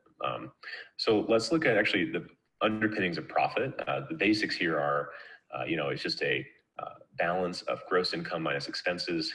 As a percentage, it's expressed as profit divided by total income as a profit margin. But then it's also been equated, by folks like Friedman as, efficiency or social good and therefore a moral good. In architectural practice, for-profit firms often work off of cost plus models that are bounded by project cost. So as a percentage of project cost, and then profit is just a derivative of the total fee. So in effect, there's a bound to how much architecture firms can make based on the project cost. And this has roots in kind of two areas, or just two theories about this. So one is its origins coming out of wartime procurement, which the Procurement Act of 1941 limited architectural fees to 7%. Other people say it was about 10% because procurement officers could calculate that really easily in their heads. And the other theory is that it has its origins in the importation of the Royal Institute of British Architects fee structures, which actually were meant to create a price ceiling and price floor, but that was actually overturned by antitrust lawsuits of the AIA in 1972 and 1990. So the enduring issue is that there is a price ceiling, but not a price floor. And so what that's left is there's really kind of three areas of design practice that architects can do. High margin projects, low quantity, high volume projects where you have to pump out designs to be able to break even and maximize profit, and then more specialist firms that have to take on large projects that have large construction costs. And this actually creates a perverse incentive. So I would say if you're an architect and you want to create a profit, are you going to rather work in Manhattan doing luxury condos, or a place that might have more social impact like Rwanda developing a school for rural medical practitioners? And unfortunately, a lot of people will opt to work in New York. And this price bound has actually been exacerbated by a narrow approach to design practice of architects naturally limiting what they do for partners as a way to avoid risk and leaving the client to do a lot of the important planning and visioning. And I think what we instead can advocate for is more of a value-added approach where architects are asking key questions and involved at every stage of the process, asking how a capital project can further an organization's mission or create impact in their community, and then how to measure that and prove it. And we believe that ultimately by being involved throughout each of these stages of design practice, we're able to really, flex the muscles of what designers can do in creating impact, of influencing how organizations work or communities think. And it really, I think ultimately enables them to create impact and be involved in social justice issues. So I want to give a few examples. Epicenter is one of my favorites, based in Green River, Utah. They aren't designing in kind of a typical architectural way, but they're using design thinking as a way to organize and convene community around revitalizing their downtown, of taking on social issues using designers' skills. In Rural Studio, the next example, it's an extension of Auburn University's program. They were able to identify that in creating housing affordability, you can also lower the costs that are borne by clients And what they did is they created a fire station to reduce overall home insurance costs in the absence of a fire station in that community. Another example was BuildX Studio. They have been working in Kenya, vertically integrating their design build program and using that as an opportunity to not only lower costs, but then also hire women as a majority on their construction sites, taking on gender discrimination in the process. The last example I'll give is our own firm and how we work. We've really kind of embraced every stage of the project development process, the project value chain, excuse me. Shown here is our first project in the US, the Memorial for Peace and Justice in Montgomery, Alabama. And we've actually chosen to organize as a nonprofit. So we are over 120 staff in 6 offices around the world, architects, landscape architects, engineers, designers. And we're run by a board of 12 volunteers that really keep us on track and keep us mission focused. The advantage of this is that we're able to really be selective over our projects and partners. And we practice, first and foremost, a method called impact-based design, anchoring all of our projects in a core mission of social impact and using design to further that, and then laying out clear impact metrics that can prove whether or not we were successful. We've also focused on locally fabricated construction as a key method for creating positive community impact. Shown here is our first project, the Butaro District Hospital. We chose to use a volcanic facade as a method to train, to employ locally and create a new method of masonry that can be shared around the country. We've also more recently focused on vertical integration to better serve our partners, using film as a way to communicate our work, developing furniture around the country with a network of women's groups and co-ops, and then actually constructing our projects ourselves by exploring vertical integration there. We're lastly also exploring where design can create impact in kind of areas where it's not typically thought of as a potent agent of change, in restorative justice, decarceration circles, in Native communities, focusing on agriculture and food systems are just some of the topics that we're focusing on as a strategy for really exploring the impact of what design can do. Thank you all for your time. Really looking forward to the Q&A, and I will talk to you all soon. Wow, that's fantastic presentation, Matt. Really awesome. Oops, am I on? Good. Yeah, can you hear me? Yes. Okay, it's all working. Amazing. I'm on very low bandwidth. Yes. Matt, that was awesome. Where did Matt start? Which city did it originate from? We actually started in Kigali, Rwanda. Wow. Okay. Yeah, and began working with partners in health. And how long ago was that? I may have missed that in your presentation. Sorry. Just about 10 years. That's incredible growth. Yeah, amazing. 120 people around the world. Yeah, that's awesome. Really interesting. I think that's so important to be involved all the way through projects. We were getting many requests from China, and we didn't take them on because they just wanted that. They wanted the concept bit only. But now it's changing, and we're getting involved. We always stay through to the end and to the evaluation, but it's actually getting that step before that. Before the client makes the wrong decision, you know, which is because sometimes people come to us and you think, why have they picked that site? Why they do, you know? But yeah, congratulations on all you do. It's really great. Matt, it was so intriguing to see those charts and the history of fee structure. You know, those of us who are architects are poorly taught about business in architecture school, even though we may take one professional practice class before they let us loose in the world, usually to our detriment. And you know, we have, you know, I see Edie's on right now. We have other folks working in the kind of building industry and thinking about profit differently. And so, you know, what are there lessons for other firms in this? I mean, do you have tips for? Yeah, I mean, I think that for one, I think approaching other nonprofits and mission-focused organizations with your values first is like one way that's you're able to build trust very quickly. And I think knowing a bit about Edie's work, you know, talking about being a B corporation and you're really committing to that clearly and publicly, I think is like one way that you're able to like very clearly show of like why you're in the game to begin with. You know, I think that other areas really are just, you know, how do you broadly embrace this value chain within the project development process? And I think that was kind of the core, I would say, like point of the talk is that sort of because of these bounds that have been placed on architectural fee structures historically, and then just kind of like commonly, I think people like, you know, 10% as like a rule of thumb. They're just like, up, like, you know, sounds good. And, you know, I think that the issue is that you can't really build out of that.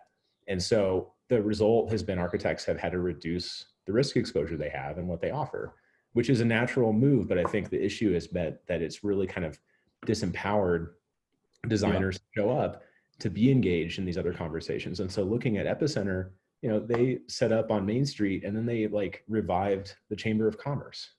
And then they helped organize parades in the downtown. Like, I mean, the sort of work that they're focusing on is ultimately around preservation and community and like thinking about those aspects that I think a lot of us find really important. But they're not doing it through sort of a typical architectural approach. And, you know, I would say that in what our board members says often is that, you know, we're embracing this kind of broader value chain and creating more value streams, as he puts it. And so, you know, for other firms, I would think about that.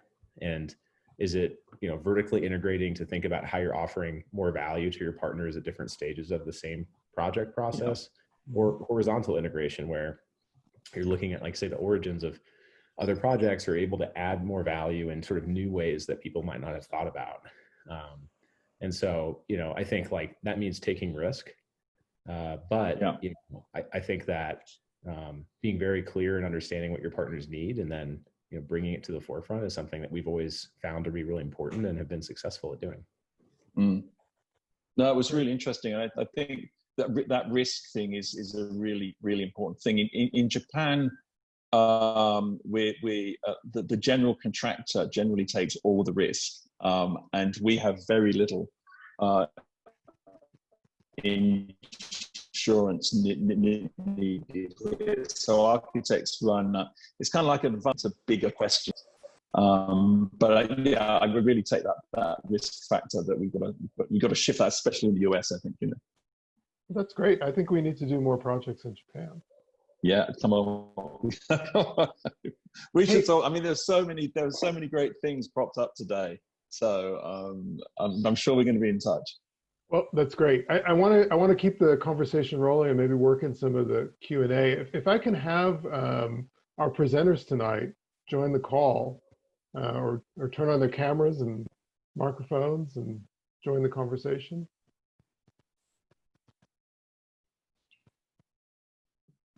A big round of virtual applause to all of you. Thank you for doing such incredible and thoughtful and brilliant presentations tonight. We are truly lucky as a community, and lucky that you all put time and effort into this.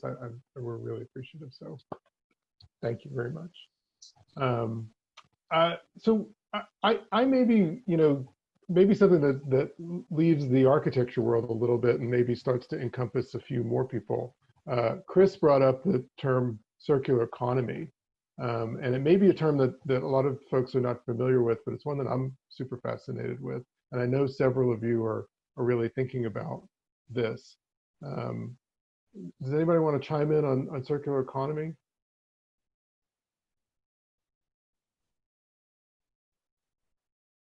Edie, maybe? Melanie? I'm like the one who sits at the front of the class. I don't think I should talk.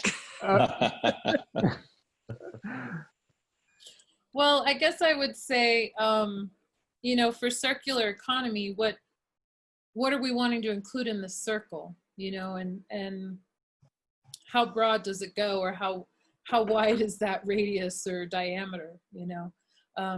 It definitely starts local, right? And really tapping into what's available there within a community, and then looking to make or create or conserve the resources that are there. So I really loved hearing the presentation by Matt and all the other speakers, but Matt's in particular reminded me of just my experience as a Peace Corps volunteer. And yes, exactly that. You have these people who, to a certain extent, don't know the true value of what they have in terms of, you know, it comparing to what the rest of the world has. But yet the peasant farmers I worked with were the most wealthiest people I ever knew, and they only had a third grade education.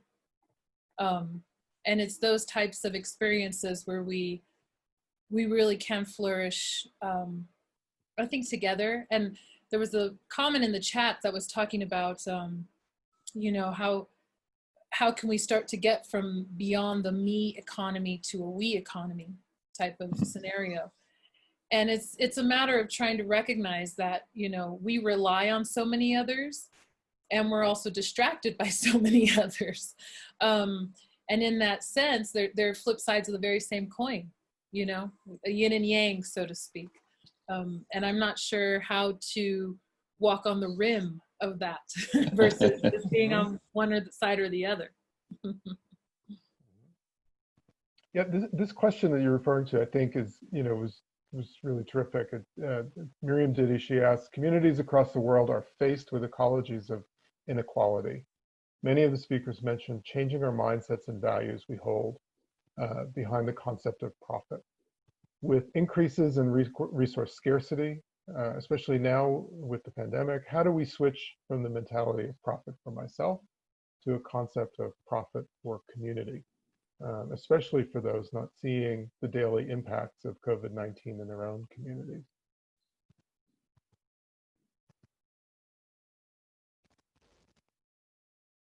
I think there's a tremendous amount to this. I mean, you know, this notion of community benefit is what's behind really all of the presentation tonight.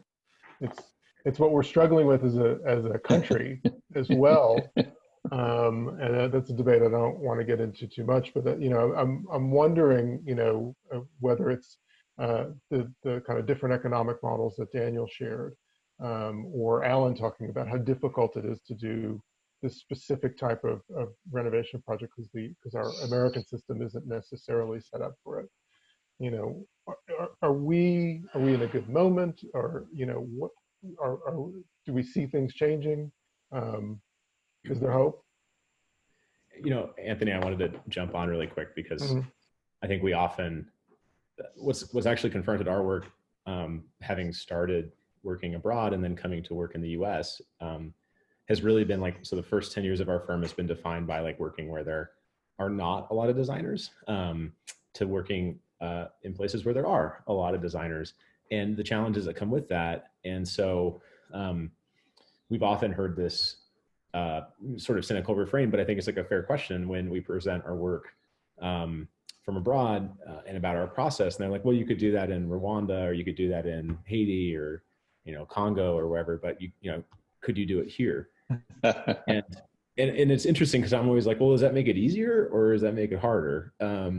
But one thing that I think has made it easier is that in many of the places we work, there's been a overarching and historical sense of community and connection. So in Rwanda, it's called umuganda, historical practice of coming together. There are days, one day a month, where folks come out for public service. It's actually compulsory. And that was actually part of what helped rebuild the country after the genocide in 1994. And that continues today. And we're able to use those work cycles to employ more people in our construction process than we would otherwise do if we were to bring in like a, you know, outside firm. But the same thing is the case throughout East Africa. So, you know, in Tanzania, there's like this idea of like umoja, oneness that emerged in Harambee is like the kind of motto of Kenya, which is coming together. So, you know, a lot of these countries like have it in their sort of a sort of communal connection within their sort of origins, certainly post-colonial origins, that I think are really strong. And what's interesting is, coming here, it's not that case, right? You wouldn't involve community in the building process because that's a liability issue, right? I think that would probably be the first and foremost response from many architects and builders. And so, I think that broadly, there is a huge opportunity for community investment, particularly during the construction process. I mean, these building projects cost a lot of money. And I think, Mark, to your point, you kind of mentioned like, well, the contractor takes the risk. Well, it's also the contractor gets the say over 95% of the budget and how it's spent. And the details. Totally. And that's a missed opportunity, I think. So, it has a trade-off, of course, like creating value by giving up risk. But, the other part too is like finding the connections within these communities we're working in that are historical, the sort of like sentiment of oneness and togetherness that you can, I think, leverage in your process and play too. It's quite interesting. It's quite interesting in Japan too, because of the earthquake and the tsunami. So these, so the last one in Tohoku in 2011, 130,000 buildings were completely destroyed in 20 minutes, by the tsunami. And 1 million buildings, I think 600,000 were so badly damaged they had to be demolished. And 1 million buildings in total were affected by that. And just the community response there was incredible, how people got together. And it's something that happened. It's not the first time it's obviously happened in Japan. But there's a very strong community bond there to rebuild. And even in a small town like where we are now in Shimoda, if a house, so fire is a big problem in Japan, all the houses are made of wood. So if a house burns down in the community, everybody will come together with an envelope and donate money to the family and help rebuild the house with no insurance. It's a kind of a different, this was pre-insurance, but it still goes on today that the community helps rebuild someone's house if they've had a fire, and so it's very interesting. And I would give a shout out to Alan on that, because he's doing the opposite, where he's taking buildings that have been abandoned for so many years and giving love and creating jobs and community in those spaces. And yes, doing the greenest thing possible, which is restoring, not rebuilding. So really beautiful that when we think of circular economy, what Alan's doing and what he is leading with in New Mexico is really extraordinary and a great example of investing in and protecting a historic and creating new life. It's really inspiring. It's fabulous. It's amazing. Thanks, Eddie. One of the examples I think that is so interesting of all is here in New Mexico, the Okewenge Housing Authority, and the rebuilding of the center of town. And historically, those buildings had been, I think that they were hundreds and hundreds of years old, but they had been clad in chicken wire and stucco.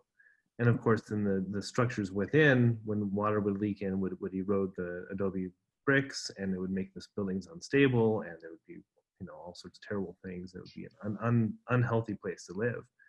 And what they did is they stripped all that stuff off, and they formed their own local teams, and people learned the traditional mud clay methods of building, and they rebuilt those buildings. And of course, one of the pains in the butt of having an adobe building like that is that you have to constantly replaster. Right. And you can't just do it yourself. You need your neighbors to help you out. And so in some ways, it's similar to what you're saying, Mark, in terms of it's kind of a slow catastrophe. where the generosity of the people around you is almost kind of a necessity that's built into the life cycle of the building and what it is to be a neighbor. And the wonderful thing about living in New Mexico is that these traditions are still very much embodied in the people around us. Less and less so here in Santa Fe, but you go a couple of miles outside of Santa Fe and people are still practicing a lot of the non-capital based kinds of economies.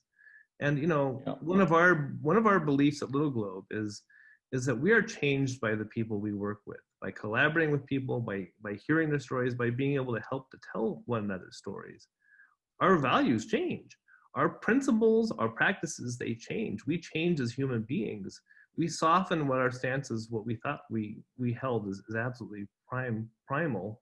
And as it turns out, we're a lot closer to one another than we thought. And there's such a fulfillment in terms of being able to participate in the creation of a home together in that way. So I think there's beautiful stories here that helped underscore kind of the softening of this capitalist system we live in. Chris, the project that you're talking about up at OK Winga is one that my firm's been working on for many years, and you're right, and it highlights this issue of the knowledge and the know-how and that comes from a place. I'm thinking about Joe's presentation, and I'm thinking about another question that's come in during the talk from Lisa Roach. I love the notion of knowledge of place as a kind of wealth, and perhaps a pathway to building wealth. How can the design process inform or inspire us to think about community benefit, community ownership, and control of assets, and building community wealth?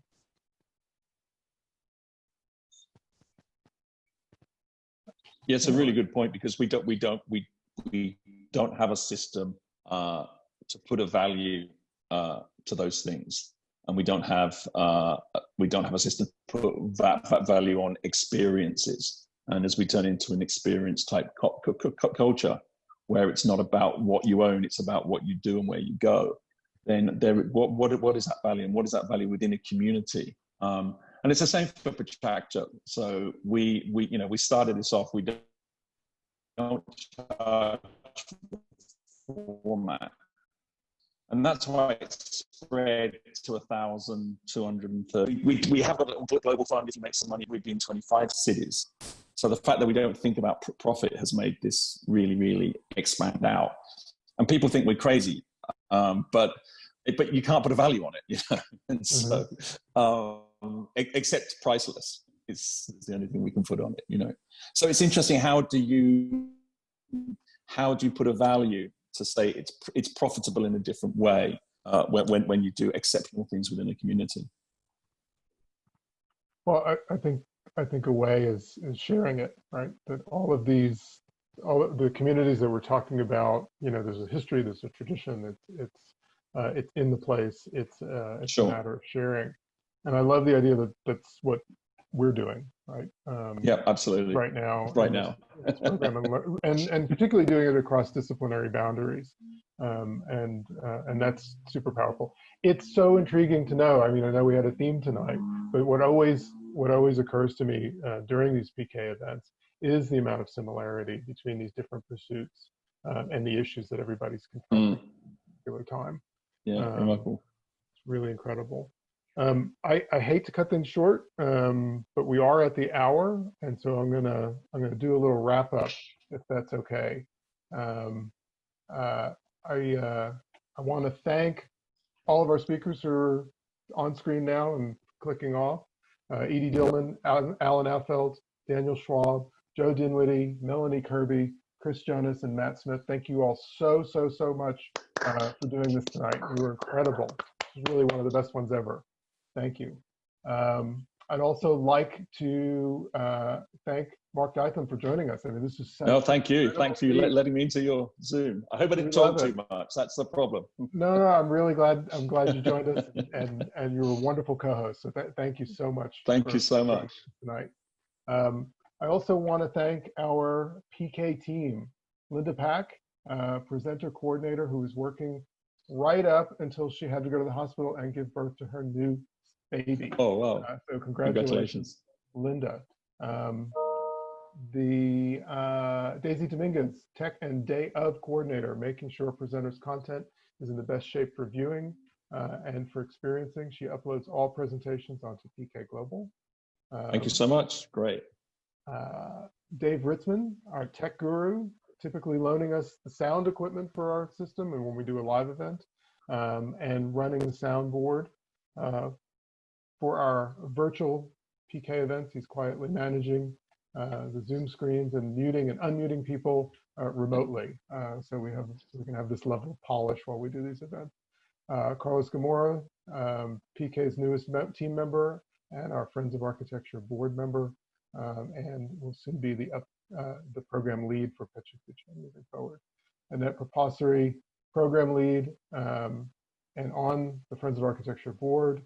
Annette is a story hunter and curator. She provides visual and communication support and provides all of our presenters with their storytelling support, ensuring the team is happy and successful. So thank you so much, Annette. And lastly, a special thank you again to Six Blooms and to Violet Crown. Most importantly, thank you to the audience. I'm trying to get my my last few slides up and shared. I apologize, I am not a tech guru.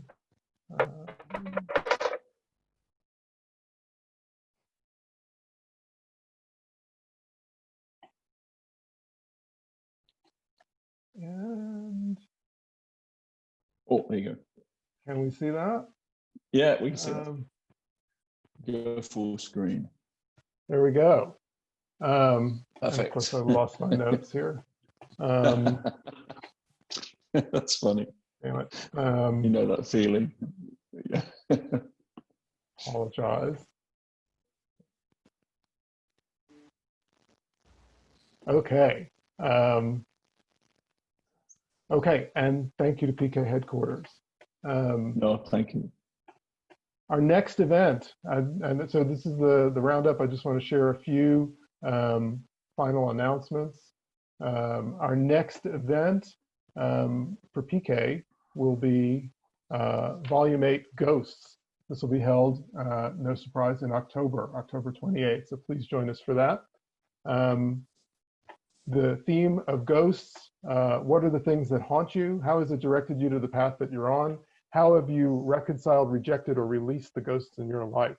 We are now accepting presentation proposals. Send us an email with a brief description of what your take is on the theme of ghosts by August 30th. Please join us for one of these. Other Friends of Architecture events. The revisioning history program continues with revisioning preservation. That's Thursday, August 27th at 5:30 p.m. That's going to be an incredible panel hosted and introduced by our board member, Lisa Roach. Revisioning housing will be coming up in October, and revisioning sustainability will come up in December. Lastly, if you love these events, you want to keep us going, give us some money. We'd love to have your support. You can go to donate on the support PK page. You can go to architecturesantafe.org and click on the donate link. Thank you so much for joining us tonight. You guys are an incredible audience. I'm always impressed by how many people turn out. Thank you, thank you, thank you for joining us. We really appreciate it. Anthony, and thank you for being a fantastic co-host tonight. And I want to say goodbye to everybody in Santa Fe. Thank you for keeping up the PechaKucha passion there. And we look forward to you presenting in Tokyo, and hope to come and visit soon. Stay in some of those fantastic So nice to meet you, Mark. Join us again. Okay. Bye-bye from Tokyo. See you. Bye. Bye-bye, everybody. Thank you.